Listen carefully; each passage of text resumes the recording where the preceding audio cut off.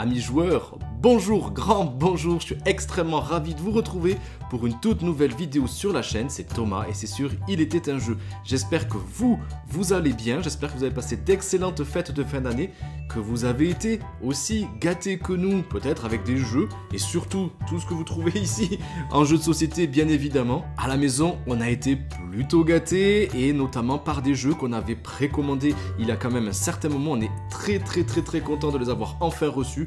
Et on les adore vraiment, et d'ailleurs ce jeu là dont je vous parlais c'est vraiment le gros coup de cœur du moment, je fais que y jouer, j'y joue tous les jours avec tout le monde. Vous avez cliqué sur la vidéo, vous savez de quoi je parle, c'est de Dice Throne Saison 1 dans sa version remasterisée, localisée en France, et on les remercie par Lucky Duck Games avec un financement participatif auquel j'ai participé. Et pour me procurer cette magnifique boîte, elle est énorme. Pourquoi elle est énorme? Eh bien tout simplement parce que il y a les 8 boîtes. Dice Throne, c'est un jeu de duel, on peut y jouer à 3, 4, voire même jusqu'à 6, mais ça nous permet surtout de jouer en 1 contre 1 avec différents personnages. Et cette boîte-là, cette boîte-là, on retrouve donc les 8 personnages de la saison 1 qu'on pourra retrouver en boutique très prochainement. Elles vont arriver par boîte avec 2 protagonistes à l'intérieur, progressivement au fur et à mesure des semaines de ce début d'année 2022. Installez-vous confortablement, on va voir ensemble les règles détaillées de Dice Throne, vous allez comprendre pourquoi j'adore ce jeu, et on va voir aussi un petit peu, bien sûr à la fin, mon avis. J'espère que vous êtes bien installés, c'est parti!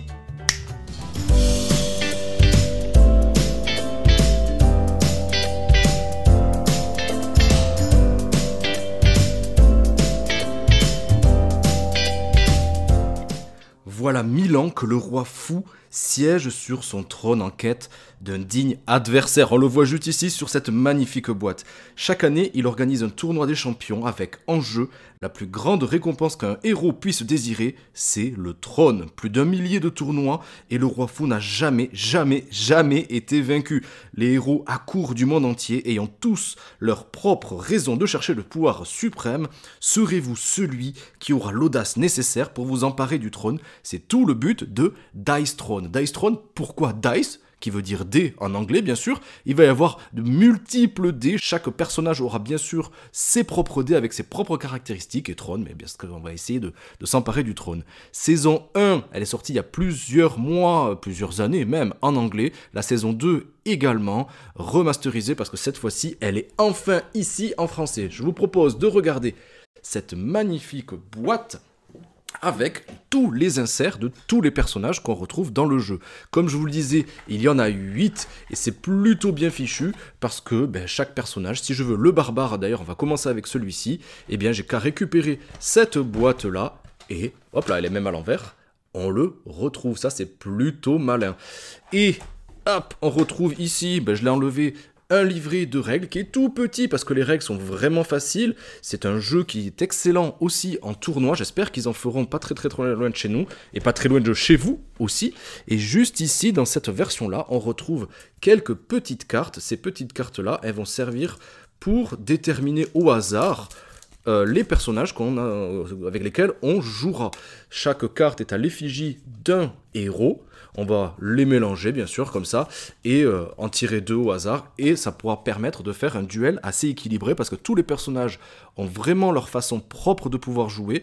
Chaque personnage a une difficulté qui lui est propre. Le barbare c'est le plus simple, et plus on va monter en gamme et plus le personnage est difficile à contrôler parce que les pouvoirs seront quand même bien anticipé, à bien gérer pour pouvoir essayer de gagner la partie. Le barbare il fonce dans le tas, et plus on va monter et plus il y aura des spécificités vraiment subtiles parfois pour gagner la partie. Mais ce que je vous propose dans l'immédiat, c'est de regarder une boîte, comment elle se constitue. Donc il y a un petit opercule qu'on peut enlever. Il y a le plateau personnage avec une direction artistique que moi j'adore. Là il n'y a rien du tout, mais ici il va y avoir l'ensemble des caractéristiques de notre personnage. Hop, on va le mettre juste ici. On retrouve ici la notice du héros avec, ça dépendra des personnages bien sûr, mais les différentes altérations d'état qu'on va pouvoir infliger à l'adversaire ou qu'on va pouvoir se procurer à nous-mêmes pour avoir des avantages bien précieux ou pour bien sûr altérer l'adversaire. Ici, les caractéristiques des dés qu'on a, donc ici j'aurai les 1, 2, 3 sur les faces de mes dés des épées, de vie et un boom, souvent ça sera le 6 sur les différents personnages. Si j'arrive à avoir les 5 dés avec la phase 6, je pourrais faire mon attaque ultime, mais on va voir ça juste après. Ici, j'ai mon compteur de points de combat. On commence tous avec des points de combat à 2 au tout début de la partie. Ça va nous permettre d'acheter des cartes, en tout cas de les mettre en jeu. Un compteur de points de vie. On commence tous dans une partie à 1 contre 1 à 50 points de vie. Donc il y a les petits jetons d'altération d'état avec la pile, la limite d'empilement qu'on retrouve juste ici. Donc là, le pouvoir de commotion, je peux en mettre que 1. Et l'étourdissement que j'essaierai d'infliger, ça sera quand même un atout pas négligeable. Là aussi, je peux en empiler que 1. Mais en fonction des personnages, bien sûr, il y aura une limite d'empilement qui sera différente. 2, 3, 4, etc. Voire même, on pourra augmenter cette pile d'empilement avec certains pouvoirs, avec certaines cartes. Et bien justement, les cartes, voyons-les, elles sont juste ici. C'est mon deck principal avec des cartes de différentes couleurs. On va voir comment on va s'en servir. Bien sûr, on va les mélanger parce que le début de la partie, on va chacun en tirer 4 et qu'on va mettre devant soi. Le reste du paquet, ça sera ma pioche. Je vais la disposer juste à côté, voilà, comme ceci. Les dés, les fameux dés. Voilà, pour le barbare, c'est à l'effigie un petit peu de sa couleur, qui est très orangé. On se croirait dans Game of Thrones avec le... Hop là, avec le gars qui est derrière le mur. Les dés, qui sont donc rouges, et que je vais placer, tiens, on va les placer, hop, juste ici. Une petite aide de jeu que je vais vous présenter, parce qu'elle est plutôt bien fichue pour bien connaître les différentes phases, parce que ça va être important surtout pour savoir quelle carte je vais pouvoir utiliser à quel moment. Je vais la placer, voilà, juste devant moi aussi. Tous les joueurs vont lancer un dé, celui qui aura le chiffre le plus grand sera désigné comme le joueur de départ. Et attention, le joueur de départ, il va avoir une petite particularité, c'est-à-dire qu'il ne va pas pouvoir piocher de cartes au début, ni augmenter de points de combat, mais ça on va le voir tout de suite pour les règles spécifiques. Voyons maintenant tout de suite comment va se passer un tour de jeu. Et comme on l'a vu juste à l'instant, en commençant par le joueur de départ, on va se relayer en tant que joueur actif. Chaque phase va se dérouler selon les phases suivantes. Ces phases-là, on les retrouve juste ici. Donc on aura une phase d'entretien où on va résoudre les effets applicables des altérations d'état, c'est-à-dire si j'avais pu infliger des altérations d'état à mon adversaire, là ça compterait pas, mais si moi j'avais des altérations d'état qu'il m'aurait infligé ou que même moi j'aurais pu me mettre pour gagner des bonus, c'est le moment de les activer. On a ensuite la phase de revenu, c'est très simple, c'est marqué dessus. Je vais gagner un point de compétence et piocher une carte. Attention, si je suis le premier joueur, cette phase-là, je ne la fais pas. Et ensuite, on la fera à chacun de nos tours. Et enfin, on arrive à la phase principale, numéro 1. Il y en aura une deuxième juste après. Elle est en bleu. Les couleurs sont assez importantes. Il y a quelques couleurs, mais c'est très très simple à comprendre. Phase principale numéro 1.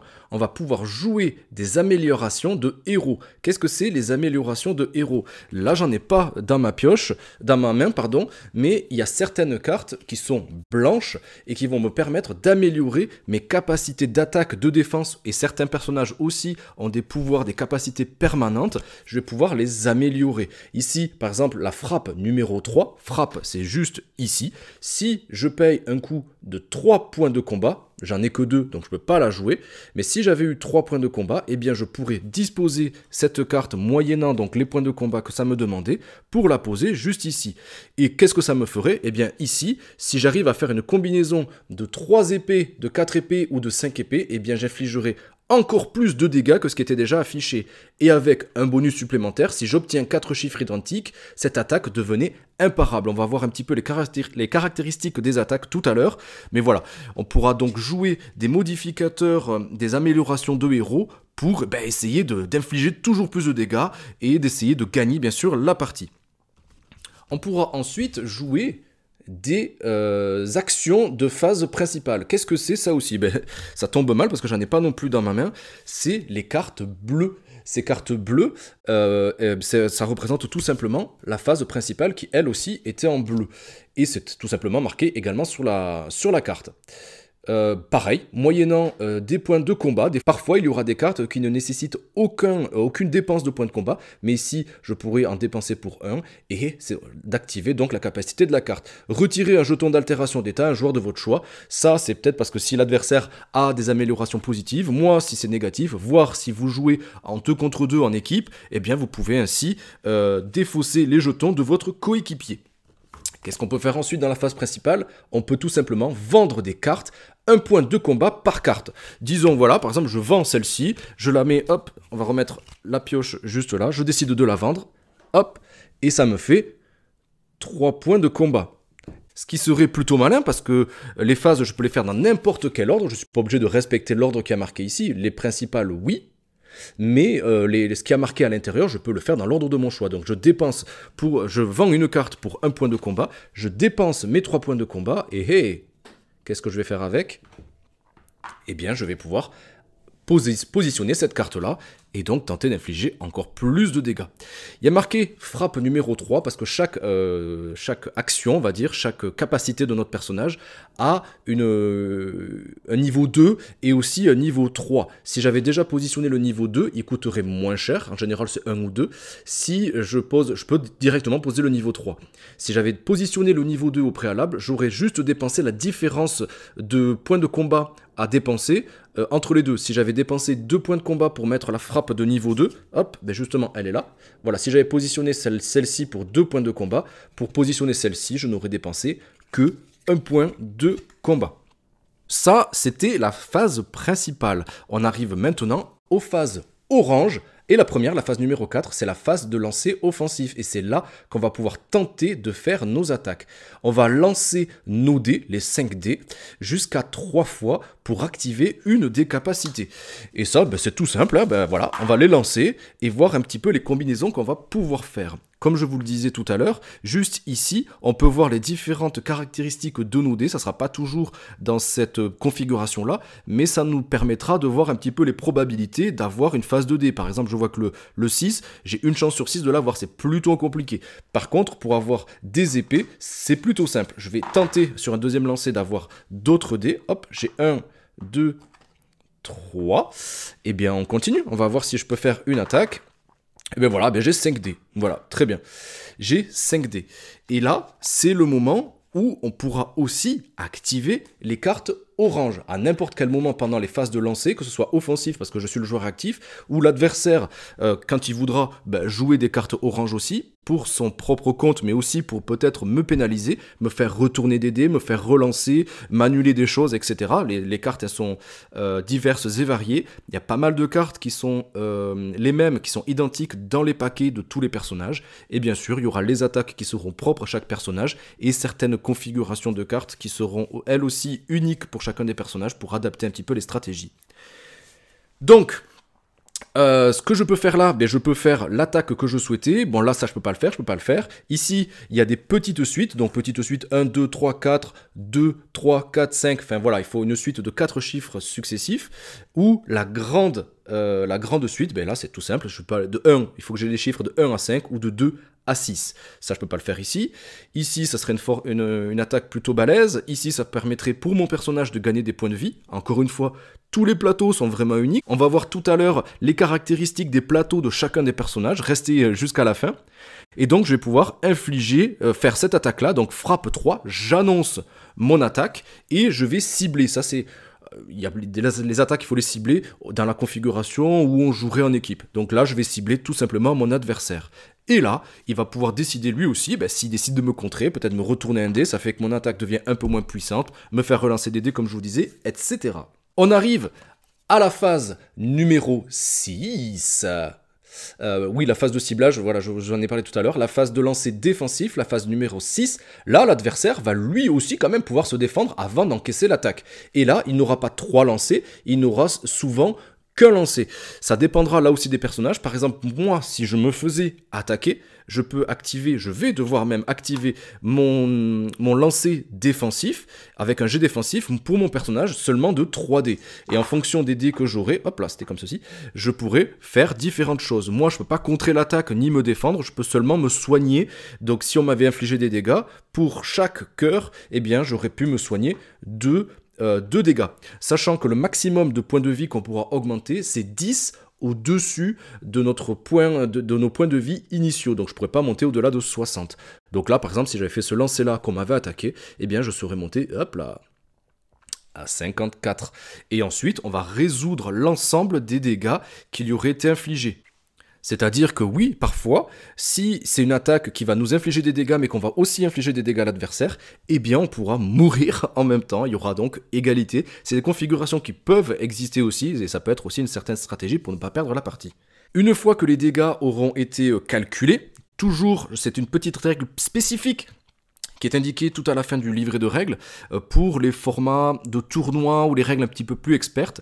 Tout ce qui va concerner les multiplications ou les divisions de dégâts, ça se passe toujours à la fin. Il y a des attaques qui vont pouvoir être améliorées, ajouter plus 1, plus 2, etc. Mais tout ce qui va être multiplié, on le fait une fois que tout aura été calculé. À la fin, je mets mon x2, mon divisé par 2, etc. Que ce soit pour les attaques ou que ce soit pour la défense. On arrive à une phase principale, à nouveau une phase principale bleue, numéro 2, et là aussi je vais pouvoir faire exactement la même chose que tout à l'heure, c'est-à-dire jouer des améliorations, je vais pouvoir jouer des cartes bleues, je vais pouvoir défausser aussi des cartes pour en avoir maximum 6 dans ma main à la fin de mon tour, donc c'est le moment d'aller jeter des cartes et pouvoir toujours augmenter les points de combat.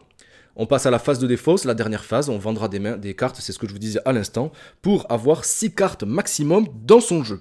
Juste pour revenir un tout petit peu sur les différentes attaques, donc à chaque fois il y a des configurations bien spécifiques pour pouvoir les activer, et des fois, comme je vous disais, il y aura des modificateurs d'attaque. Par exemple, si j'avais eu 3 épées, et 2 6 avec le boom, eh bien j'aurais pu faire l'attaque domination. Cette attaque, elle me dit de lancer 3 dés, et j'infligerai des dégâts correspondant à la valeur totale du jet. Donc là, ça me fait 4 et 4, 8, et 3, ça me fait 11. Et si la valeur du jet est égale ou supérieure à 14, j'infligerai également la commotion. La commotion, pour ce personnage, on va y revenir un petit peu plus loin dans cette vidéo. La commotion me dit qu'un joueur qui a reçu ce jeton devra sauter sa phase de revenu. Il ne prendra ni carte nouvelle, ni point de combat en début de tour. Donc ça peut être intéressant pour blesser, en tout cas l'adversaire, lui limiter un petit peu ses possibilités, et ensuite on retirera ce jeton.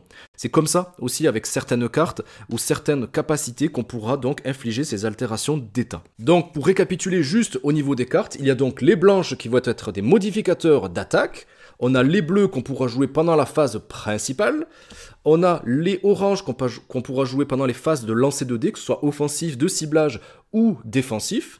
On a les rouges, celle-ci, point d'exclamation, en plus un vaut 0, c'est peut-être l'occasion de la jouer. On peut les jouer n'importe quand, à n'importe quel moment, que ce soit notre tour en tant que joueur actif ou pendant le lancer de l'adversaire. Et les vertes, je vous en ai parlé un tout petit peu, mais c'est la même chose que pour les améliorations d'attaque. Et bien là, c'est des améliorations de défense. Tout à l'heure, pour me défendre, j'ai dû jeter que 3 dés ici, avec là, si j'arrive à l'avoir, à l'acheter pour 3 points de compétence pendant ma phase principale 1 ou 2, et bien cette fois-ci, je pourrais lancer 4 dés, me soigner toujours de 2, mais si j'ai 2 cœurs, je pourrais également prévenir une altération d'état entrante qu'on m'aurait infligée juste pendant ce tour.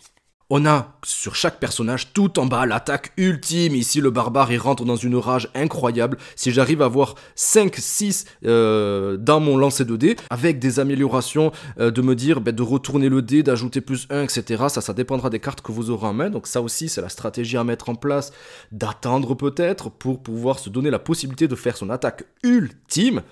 Si j'arrive à avoir 5, boum, 5, 6, eh bien j'infligerai mon attaque ultime. Étourdissement, hop, je le donnerai à l'adversaire et j'infligerai 15 dégâts qui sont imparables. Cette capacité ultime, c'est l'attaque la plus puissante de chaque héros. Ici, notre barbare, il va pouvoir infliger une rage. Si elle est activée, les effets sont complètement imparables. Imparable, ça veut dire tout simplement qu'on ne pourra pas la parer avec un jet défensif. L'adversaire sera obligé de se la prendre dans la face. Mais par contre, c'est important, les dégâts et les effets de la capacité ultime pourront être améliorés, mais ne pourront pas être réduits, ni prévenus, ni évités, ni contrecarrés par quoi que ce soit. Par exemple, des cartes, des altérations d'état ou des familiers, c'est-à-dire des créatures qu'on mettra aussi en place avec un certain personnage. Les adversaires ne pourront entreprendre aucune action d'aucune nature à partir de l'activation jusqu'à la conclusion de la phase de lancer. Le seul moyen de prévenir cette attaque ultime sera d'altérer les jets de dés avant son activation. Attention. Il y aura toujours des petits quiproquos, des petites spécificités des personnages, et bien ça tombe bien parce que juste derrière la petite fiche, et bien on retrouve les principales questions, c'est quand même super bien fichu, qui répondront à la plupart des exceptions que vous pourrez retrouver à l'utilisation de votre personnage, avec une toute petite description, mais aussi, comme je vous le disais, le niveau de notre personnage, ici le barbare, c'est le plus simple, il fonce dans le tas, il bourrine, et on voit ce qui se passe. On va juste revenir sur la définition des types de dégâts si vous souhaitez voir un petit peu à quoi ça ressemble parce qu'il y a plusieurs configurations d'attaque. Il en existe 5 des dégâts qui seront définis comme normaux, ce seront simplement des dégâts. Il y aura des dégâts aussi imparables, purs, collatéraux et comme on vient de le voir aussi ultimes. Les attributs des types de dégâts sont les suivants. Quand c'est parable, les dégâts résulteront donc d'une capacité offensive, je vais attaquer mon adversaire, et l'adversaire pourra donc utiliser sa capacité défensive. Une attaque dite évitable, ça veut dire qu'ils pourront être réduits, prévenus, évités ou interrompus grâce à des cartes ou aussi à des altérations d'état. S'ils sont augmentables, les dégâts pourront être augmentés grâce à des modificateurs d'attaque, c'est tout simple. Et il y aura aussi des règles spéciales de ciblage. Le ciblage, c'est ce qu'on avait vu juste ici. Le joueur qui va recevoir les dégâts est spécifié dans la description, ni le besoin de réaliser une phase de ciblage pour déterminer qui recevra les dégâts en général, surtout dans la configuration en 1 contre 1.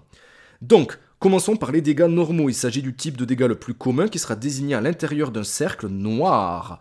Par exemple, ben voilà, ça c'est les dégâts qu'on infligera avec la petite spécificité qu'on a vue juste tout à l'heure. Ils sont parables, ils sont évitables et ils sont augmentables. Pas de règle spéciale de ciblage, on les met et on peut faire tout ce qu'on veut. Les dégâts imparables. On l'a vu aussi un tout petit peu, ce sont d'autres types de dégâts communs désignés par un nombre à l'intérieur d'un cercle rouge. Par exemple, moi je les ai... Ben voilà, ici par exemple, on les a juste là, j'infligerai 4 dégâts et c'est marqué juste à côté que c'est imparable. Imparable mais évitable, c'est-à-dire que l'adversaire pourra utiliser des jetons ou des altérations d'état pour esquiver un petit peu l'attaque et se défendre aussi. Ils sont augmentables et le ciblage, on s'en fout complètement. Les dégâts purs, c'est un type spécial de dégâts imparables qui sera désigné par un nombre à l'intérieur d'un cercle rouge, là aussi, suivi de la mention dégâts purs. Ici, il n'y est pas. Ils sont imparables mais évitables comme les attaques imparables, ne pourront cette fois-ci pas être augmentés, on ne pourra pas les améliorer. Il n'y a pas de règle de ciblage là non plus. Les dégâts collatéraux, ça va être surtout le personnage, celui-ci, hop là, la pyromancienne, qu'on verra tout à l'heure, qui permettra de faire des dégâts collatéraux. Quand elle déclenchera ses capacités de feu, elle va infliger des dégâts aussi aux adversaires. Comment ça se passe? Eh bien, ces dégâts-là sont aussi imparables, ils sont toujours dans un chiffre, dans un cercle noir cerclé de rouge. Là, je ne les ai pas, bien sûr, hein, c'est la pyromancienne comme je vous ai dit. Suivi de la mention dégâts collatéraux. Ils sont imparables mais évitables, comme les attaques qu'on vient juste de citer. Elles ne peuvent pas être augmentées et par contre, elles possèdent des règles de ciblage bien précises qui seront indiquées sur la capacité de notre personnage ou d'une carte qu'on viendrait de jouer. Ça ne constitue pas une attaque, c'est des dégâts supplémentaires en général et ne vont pas cibler directement les personnages. Donc on ne pourra pas aussi, si c'est nous qui prenons ces dégâts-là, utiliser la capacité défensive. Lorsqu'ils sont infligés à plusieurs joueurs de la même équipe au même moment, on va réduire le cadran de santé du total combiné des dégâts infligés. Et la dernière caractéristique d'une attaque, c'est celle qui était ultime, avec les règles spéciales qu'on a juste évoquées. Ils sont imparables, inévitables, augmentables, et voilà, on s'en prend plein la tronche. Après, pour savoir un petit peu ce qu'il en est, on retrouve le tableau qui est quand même plutôt bien fait dans le livret de règles pour savoir qu'est-ce qu'on devra faire. Et à la fin aussi de ce livret, qui est quand même très très bien fichu, on retrouve tout un lexique avec les différents mots bien spécifiques qu'on pourrait utiliser, les différents mots qui seront sur les cartes et sur les capacités, pour savoir si on peut faire telle ou telle action. Il y a tout qui est marqué là-dessus, c'est super super bien fait.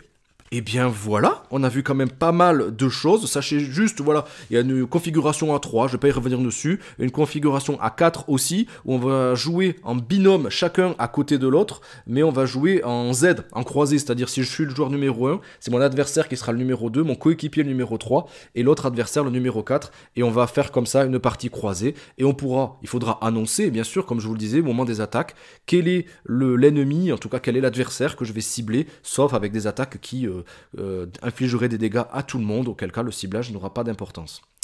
Mais ce que je vous propose, moi je vais ranger ceci. On a vu le barbare qui infligera de lourds dégâts, qui va pas pouvoir trop se défendre, mais qui va pouvoir quand même se soigner pour prévenir des dégâts. Mais ce que je vous propose, c'est qu'on voit rapidement un petit peu les différents personnages de cette boîte de luxe saison 1 de Dice Throne. Attention! Deuxième personnage de cette boîte et qui sera en combo dans vos boutiques tout prochainement. Donc si ça vous intéresse, foncez, je pense qu'il n'y en aura pas pour tout le monde. On retrouve l'elfe lunaire. Ici, eh bien, ces dés seront bien sûr de nature bleue, avec des caractéristiques tout autres, avec des flèches, des pieds et des lunes. Vous voyez, chaque personnage aura des symboles vraiment différents. Et ici, en termes de probabilité, ça reste la même chose. On pourra infliger toujours des dégâts classiques. Il y a toujours les petites et les grandes suites, avec des combinaisons différentes, et ici l'éclipse de lune, l'attaque ultime, elle nous permettra de gagner toutes les altérations d'état et de les infliger aussi que notre personnage possède, c'est-à-dire l'éblouissement. L'adversaire va être ébloui pendant un tour et pendant sa prochaine phase de lancer offensif, s'il en réalise une, eh bien il devra lancer obligatoirement un dé. Si ça tombe sur 1 ou 2, eh bien c'est l'échec total et l'attaque n'aura absolument aucun effet. L'enchevêtrement qui est juste en dessous aussi, qui est quand même assez forte aussi quand on arrive à tout faire, à tout lancer à son adversaire. Le joueur qui aura reçu ce jeton possédera une tentative de lancer en moins pendant la phase de lancer offensif. Et lorsque le lancer s'achèvera, eh bien, il rendra ce jeton. Sachez, je vous l'avais pas dit aussi, que ces jetons, pourra, sur certaines cartes aussi, les filer si on est soi-même altéré, on pourra peut-être les déplacer vers l'adversaire, donc retour à l'envoyeur. Il y a les fameux évitements dont je vous parlais tout à l'heure. Le personnage en a 3. Les évitements, ça permettra, si on souhaite esquiver une attaque, eh bien on lancera là aussi un dé. Si on tombe sur 1 ou 2, eh bien on aura totalement esquivé l'attaque et on pourra tenter de prévenir quand même les dégâts avec notre lancer défensif. Et la dernière possibilité, la dernière caractéristique d'altération d'état pour l'elfe lunaire, c'est pris pour cible, qui permettra, si on l'a positionné en mode sniper, eh bien on infligera à chaque fois qu'on fera une attaque offensive, qu'on infligera des dégâts directement par une attaque, eh bien on infligera 2 dégâts supplémentaires à l'attaque entrante, et ce jeton-là, il ne sera pas défaussé, il sera persistant. L'adversaire de voir quand est-ce qu'il pourra se donner l'opportunité de le défausser. Sur la partie défensive du personnage, ici, eh bien, si on arrive à avoir des petits pieds dans notre lancer de dés, cette fois-ci, regardez, il y en a 5, on pourra lancer 5 dés, mais toujours une seule fois. On pourra prévenir la moitié des dégâts si on arrive à avoir une paire de pieds. Si j'ai 2 paires de pieds, ça ne marche pas, hein, vraiment. C'est si j'en ai une, eh bien, je pourrais prévenir la moitié des dégâts arrondis au chiffre supérieur. Et à chaque fois que j'aurai 2 flèches, eh bien, j'infligerai également un dégât en retour. Bien sûr, vous le découvrirez en achetant ce jeu, et bien sûr, l'attaque défensive sera d'autant plus puissante qu'on mettra les cartes par-dessus pour améliorer ses capacités. L'elfe lunaire, il est vraiment un tout petit peu plus difficile à jouer, c'est un personnage de niveau 2 et qui est quand même assez plaisant parce qu'il a quand même pas mal de pouvoir. Il faut jouer quand même sur l'évitement pour essayer d'esquiver les grosses attaques parce que finalement, regardez, hein, il peut pas se soigner de dégâts, donc tous les dégâts qui seront pris, ils seront quasi définitifs, à part s'il y a certaines cartes à utiliser au bon moment. Troisième personnage de la boîte, c'est la pyromancienne. La pyromancienne, c'est celle qui va infliger des dégâts de feu, et plus elle aura des jetons de feu, des maîtrises du feu qu'on peut voir juste ici, et on peut en accumuler jusqu'à 5, et en avoir quand même pas mal dans son territoire, et bien plus elle aura de maîtrise du feu, et plus les dégâts qu'elle va pouvoir infliger seront souvent importants. Les capacités de la pyromancienne, là aussi on retrouve une attaque assez classique qui nous permettra quand même de gagner des maîtrises du feu si on arrive à le faire, en tout cas dans sa version de base. Après avec les autres cartes je vous laisserai découvrir ça par vous-même, et différentes attaques toujours avec la petite suite, la grande suite et des attaques un peu plus poussées. Notamment son attaque ultime, la terre brûlée, si on arrive à faire les 5-6 à nouveau, et bien là on va pouvoir là aussi déclencher tout ce qu'elle peut faire avec les différentes altérations d'état, là aussi en infligeant 12 dégâts et en infligeant 2 dégâts collatéraux à tous les adversaires. C'est ce qu'on avait vu dans les règles détaillées juste tout à l'heure. Qu'est-ce qu'elle peut faire de plus? Elle peut faire à terre. À terre, on pourra l'infliger qu'une seule fois. Enfin, qu'une seule fois. En tout cas, si le jeton nous revient dessus, eh bien, on pourra l'infliger à nouveau. C'est-à-dire qu'on peut, soit avec certaines cartes ou certaines capacités, l'imposer à son adversaire, ou alors on pourra l'activer à n'importe quel moment en dépensant 2 points de combat pour l'utiliser, l'infliger à son adversaire, qui lui-même devra dépenser 2 points de combat ou sauter sa phase de lancer offensif, auquel cas le jeton nous reviendra dans notre main. La brûlure, qui est une altération d'état négative, hein, vous l'aurez compris, on subira 2 dégâts à chaque début de tour de manière permanente. C'est pas un jeton qui reviendra dans notre main. La maîtrise du feu, celle-ci, c'est une altération positive. C'est ce que je vous disais, on peut l'avoir jusqu'à 5 fois. Et quand on en aura dans notre jeu, il faudra à chaque tour en retirer un. Le joueur qui possédera ce jeton devra donc refroidir sa magie pendant sa phase d'entretien en retirant ce jeton, et c'est ce qui va nous permettre d'activer des attaques toujours plus puissantes. Et l'étourdissement, le brut aussi, là, le barbare l'avait aussi, je vous en ai pas parlé. Le joueur qui aura donc ce jeton-là sur lui ne pourra réaliser aucune action, il sera totalement étourdi, il pourra jouer aucune carte, il pourra pas faire de défense, il pourra pas jouer de capacité passive, ni de jetons, etc. Il pourra absolument rien faire. Et après que l'attaque est achevée, le joueur qui a infligé directement étourdissement va retirer ce jeton pour cibler immédiatement le même adversaire avec une autre phase de lancer offensif supplémentaire, avec les trois lancers comme on l'a vu dans les règles tout à l'heure. La pyromancienne, elle se défend absolument pas. Elle, c'est une bourrine. Elle aussi, il va falloir essayer de gagner pas mal de maîtrise pour pouvoir infliger rapidement des lourds dégâts, infliger des brûlures, et pour permettre à l'adversaire de ne pas pouvoir riposter à temps et de pouvoir s'en défaire, nous, le plus rapidement possible. Parce qu'il y a, comme vous le voyez, hein, dans la défense, elle pourra infliger des dégâts à son adversaire et gagner des maîtrises de feu, mais elle ne pourra pas du tout regagner de points de vie ou diminuer en tout cas les dégâts qu'elle recevra. Ça, non, il n'y en a pas du tout. Donc la pyromancienne, niveau 3, un petit peu plus difficile, un petit peu plus frêle, c'est pas une armure, il y a d'autres personnages, on va le voir juste après, qui sont plus dans cette configuration-là, et elle est quand même, moi j'adore, hein, elle est quand même super plaisante à jouer. Le voleur de l'ombre, là aussi c'est un personnage que j'apprécie tout particulièrement car il est assez perfide ce personnage. C'est, vous le voyez sur son illustration, il va utiliser des potions, du poison aussi pour infliger de lourds dégâts à chacun des tours parce que ses attaques à elle, elles n'infligent pas énormément. La plupart de ses attaques, elles vont aussi pour ce personnage-là être totalement différentes des restes des personnages puisque ça sera dépendant du nombre de points de combat qu'on aura dans notre jeu. Donc plus on aura de points de combat, et plus on va infliger souvent des dégâts lourds et importants. Là aussi, il y a son attaque ultime, hein, et regardez d'ailleurs, elle nous fait gagner 3 points de combat si on arrive à l'activer, avec les différentes capacités aussi qu'on pourra infliger, et seulement, regardez juste après, on infligera 5 dégâts en plus des points de combat qu'on aurait en notre possession. Qu'est-ce qu'on a comme altération? On a l'ombre, c'est quand même ça, c'est fou. Quand on arrive à le mettre à chacun des tours, c'est assez fou. Le joueur qui possède ce jeton évite les dégâts. Lorsqu'un joueur qui possède ce jeton est blessé à la suite d'un lancer offensif d'un adversaire, aucun dégât n'est reçu et aucune défense n'est réalisée. On défaussera ce jeton après que le joueur concerné a commencé et terminé son tour complet dans l'ombre. À vous de le rejouer le plus rapidement possible pour passer inaperçu. En tout cas, d'être une vraie ombre. On a l'attaque furtive en noir juste après, qui elle aussi est une altération d'état positive, qui nous permettra à tout moment, cette fois-ci là aussi il n'y aura qu'un seul jeton, de dépenser ce jeton-là pour ajouter un dé à vos dégâts d'attaque. On relancera le dé et on regardera le chiffre qu'il y a, donc de 1 à 6, pour infliger un modificateur d'attaque, donc plus 1, plus 2, jusqu'à plus 6. Et juste en vert en dessous, on a le poison qui là, c'est négatif, hein, c'est pour l'adversaire. Si il a en sa possession à chacun des débuts de son tour, pour chaque jeton, il peut en avoir jusqu'à 3.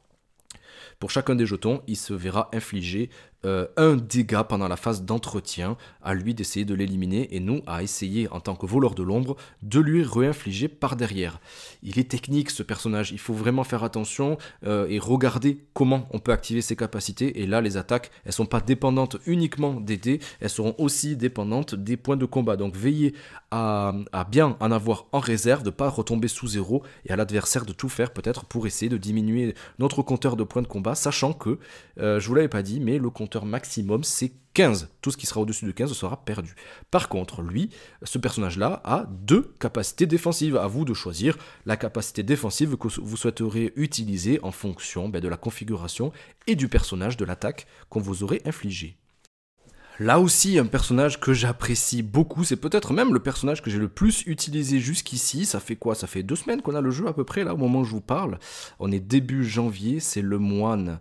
Je suis le calme avant la tempête. Celui-là, il est assez particulier aussi à utiliser, d'une difficulté de 4. Mais vous allez voir, il est quand même plutôt sympa. Le moine, qu'est-ce qu'il peut faire? C'est un personnage qui est plutôt pacifique et donc il va pouvoir souvent méditer, notamment avec une action, la méditation, qui va lui permettre de gagner du chi. Ça, on pourra l'utiliser à tout moment, c'est sa première capacité, son altération d'état positive.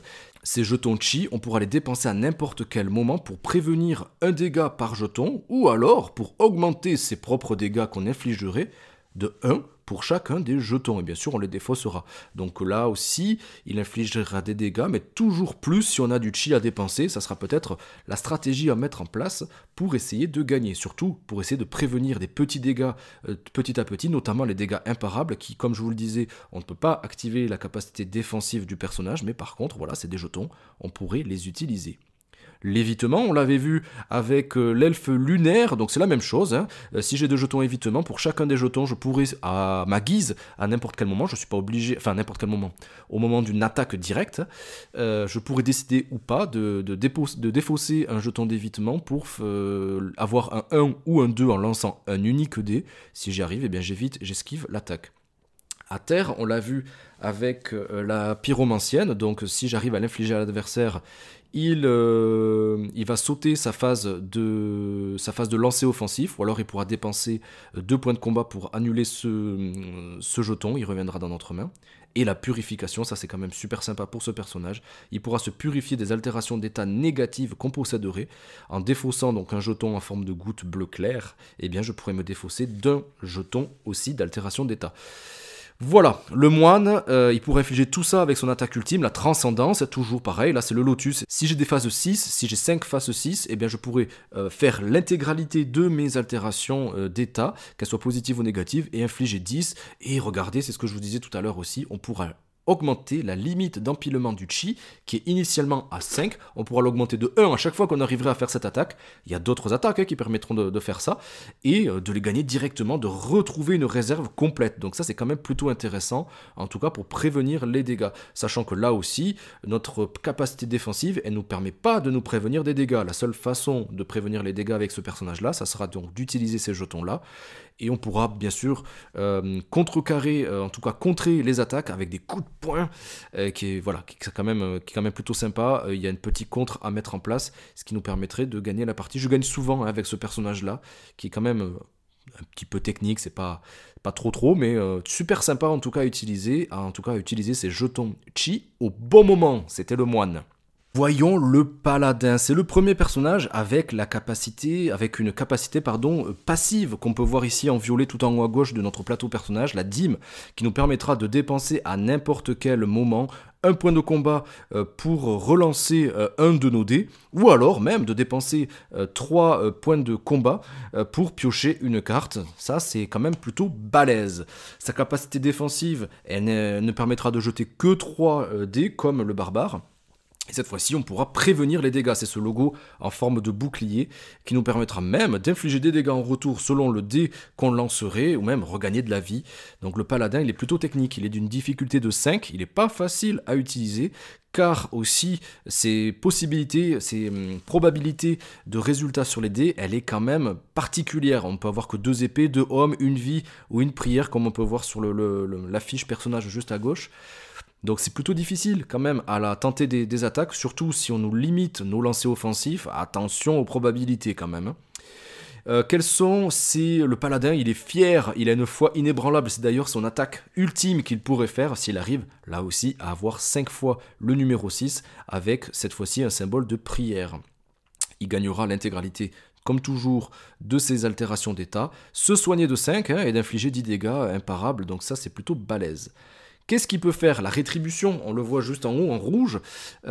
Si c'est une sorte de bouclier réflecteur, donc si je décide de l'utiliser, eh bien je vais pouvoir riposter d'une certaine façon et d'infliger la moitié des dégâts arrondis au chiffre supérieur, des dégâts finaux que je viens de recevoir à mon adversaire. Attention, c'est pas les dégâts bruts, c'est une fois qu'on aura tout calculé avec les multiplications, les divisions, etc. qu'on aurait mis en place pendant la phase offensive et la phase défensive. Donc attention à ça, on s'est quand même fait avoir quelques fois, donc je préfère vous avertir. Il y a le critique qui est juste en dessous, en gris. Attention, le critique, il nous dit, si on souhaite le dépenser, ça permettra d'infliger des dégâts critiques et donc d'augmenter de 4 les dégâts, c'est un modificateur d'attaque, si j'inflige au moins 5 dégâts pendant ma phase offensive. La protection en dessous, un énorme bouclier qui me permettra, si je souhaite le dépenser, si je l'ai sur moi et que je le dépense, de prévenir la moitié des dégâts arrondis au chiffre supérieur, des dégâts entrants. La précision, on l'avait vu avec le... Non, on l'avait pas vu. Non, je sais pas. Non, on l'avait pas vu. Je pensais avec l'elfe lunaire, mais pas du tout. La précision, si on décide de le dépenser, on peut en avoir jusqu'à 3. Si on le dépense, pendant la conclusion de la phase de lancer offensive, on pourra donc rendre notre attaque imparable. Comme si vous vous souvenez plus, si elle était un peu longue cette vidéo, je suis désolé, mais voilà, si vous vous souvenez plus, ça veut dire qu'on ne pourra pas utiliser notre capacité défensive, on ne pourra pas faire de jet défensif. On pourra toujours utiliser des cartes ou des modificateurs, mais pas notre capacité défensive. Et la bénédiction divine, ça c'est propre à ce personnage, qui empêche la défaite. C'est-à-dire que si j'arrive à le mettre en place, ça sera donc notamment avec la fouet inébranlable, son attaque ultime. La prochaine fois qu'un joueur possédant ce jeton voit sa santé réduite à 0, retirer ce jeton et régler sa santé sur 1. Il résiste, il reste là, le paladin, il a une foi, il y va quoi. Et ce jeton ne peut pas être retiré ou transféré par aucun moyen. Il se défend, il regagne de la vie. Il peut avoir cette bénédiction divine qui lui permet de rester sur le terrain. Le paladin, il est plutôt balèze. La difficulté, ça sera de mettre en place ses attaques, parce que, comme je vous l'avais dit tout au début de cette présentation de personnage, eh bien, les probabilités de tirer tel ou tel chiffre, elle sera maximum d'une chance sur 3. Donc, comparé à d'autres où c'était une chance sur 2, c'est un petit peu plus difficile à pouvoir faire ça. Les suites, c'est toujours la même chose. Hein. Mais voilà, un personnage très sympa à utiliser. Attention, il est quand même plutôt technique. C'est pour ça qu'il a une difficulté notée de 5 sur 6. On revient avec un personnage là aussi atypique, qui est un tout petit peu plus facile quand même à utiliser. Il est noté d'une difficulté de 2 sur 6, c'est le ninja. Si tu me vois, c'est trop tard, c'est ce qu'a marqué juste sur son plateau personnage. Il est plutôt simple, les probabilités de lancer les dés, elles reviennent un petit peu sur l'elfe lunaire et le barbare, comme on l'a vu en tout début de présentation des personnages. Quelles sont ses capacités spéciales?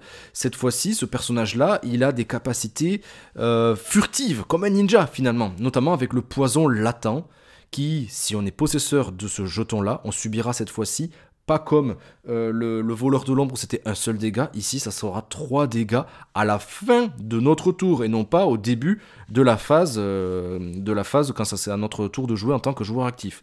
Le joueur victime de ce jeton-là l'enlève à la fin de son tour et subit 3 dégâts. Donc attention au poison latent, sachant que même on peut en avoir jusqu'à 2. On a la bombe fumigène qui là est une altération positive. Lorsqu'un joueur possède ce jeton et qu'il subit des dégâts, il peut choisir de le dépenser et donc de se camoufler d'une certaine façon. Et si c'est le cas, il lance un dé. Si le résultat est 1, 2 ou 3, donc une chance sur 2, aucun dégât n'est reçu.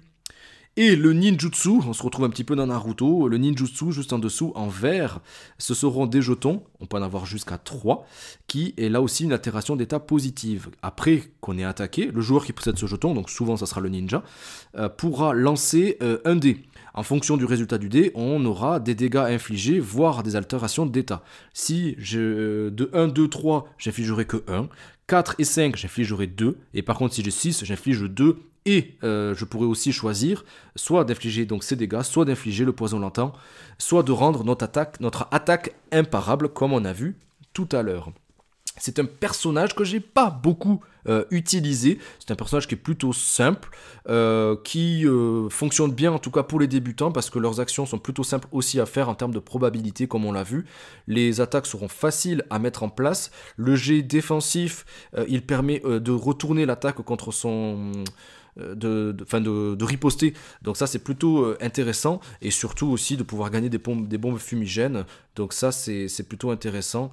Et même si notre lancer ne nous convient pas, eh bien on peut relancer nos dés, donc ça c'est plutôt quand même intéressant, même si c'est pas un personnage comme je le disais que j'ai beaucoup utilisé. Je préfère des personnages un peu plus bourrins, moi en tout cas de mon côté. Vous me direz dans les commentaires si ça vous intéresse aussi, hein. Quel est votre personnage préféré de toute cette collection?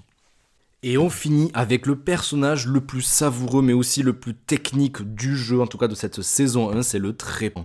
Vous connaissez le Seigneur des Anneaux? Eh bien là on se retrouve face à un véritable Ent, en tout cas une véritable force de la nature qui va aussi pouvoir invoquer des esprits pour tenter de se protéger, de gagner des points de combat, de regagner de la vie, voire même d'infliger des dégâts par l'intermédiaire de ces esprits qu'on pourra faire grandir selon certaines actions.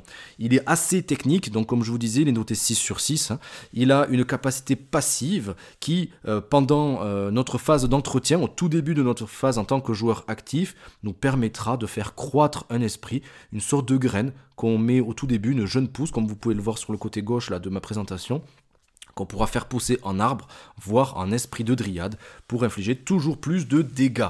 C'est un personnage qui est massif, c'est un personnage qui peut se défendre aussi, en fonction de notre lancer de dés, aussi, on pourra se défendre contre des dégâts qui seraient infligés, et toujours avec une attaque ultime qui infligerait toutes les altérations d'état, et jusqu'à 10 dégâts, donc ça c'est quand même plutôt intéressant. Le personnage, il n'a pas des attaques multiples, ses attaques sont souvent dépendantes des lancers de dés et des faces de dés qu'on pourrait avoir, sauf l'attaque de base qui ici est une écharde. Ce qui va être surtout intéressant, c'est d'activer donc ses esprits et les autres capacités d'état positives qu'on pourrait mettre en place pendant la partie. Donc pensez vraiment à faire ça en priorité avec ce personnage. N'essayez pas d'avoir une confrontation directe et brutale dès le début. Il va falloir essayer donc de préparer un petit peu d'une certaine façon le terrain. Quelles sont ses capacités? Donc, il y a la capacité des esprits, qu'on voit tout en haut de sa fiche personnage. On pourra dépenser un esprit de chaque type une fois par tour pour bénéficier de l'un des effets listés dans leur section juste en dessous. C'est-à-dire qu'en fonction des esprits qu'on aura fait grandir pendant la partie, de phase 1, 2, 3, un peu comme dans les Pokémon finalement, eh bien on pourra dépenser un esprit. Cet esprit-là, en plus de le faire croître grâce à sa capacité passive, comme on l'a vu tout à l'heure, eh bien on pourra donc les dépenser. Qu'est-ce que ça nous permettrait de faire? L'esprit de jeune pousse, si je décide, si je l'ai, j'en ai 3 à ma possession, que je devrais donc mettre sur mon terrain, si je les ai, je peux les dépenser pour relancer un de mes dés, ce qui permettrait donc de peut-être même de faire des attaques ultimes.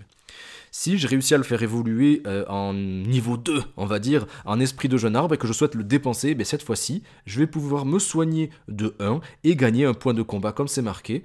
Ou alors, je pourrais dépenser ce jeton-là de jeune arbre pour gagner là aussi un point de combat, mais au lieu de regagner un petit peu de vie, et bien cette fois-ci, je pourrais décider à la place de piocher une carte.